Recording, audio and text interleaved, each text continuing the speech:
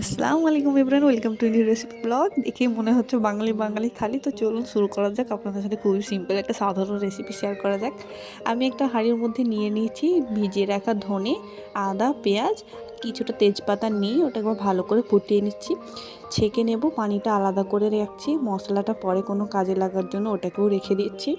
ওই পানির মধ্যে আমি এখানে ব্যবহার করছি জিরাকাঠি রাইস। আপনারা চাইলে বাসমতি রাইস বা যে কোনো বাড়িতে থাকা রাইস দিয়ে আপনারা ভাতটা করতে পারেন। এখানে আমি স্বাদের জন্য মটর দেব, আপনারা চাইলে মটরটা স্কিপ করতে পারেন।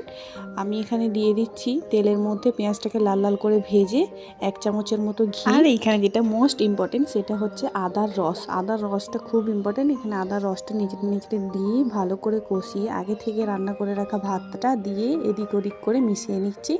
আমি এখানে দিয়ে দিচ্ছি গোলাপ পানি আর কিছুটা জাফরান দিলেই আমার রেডি ধনে ভাত।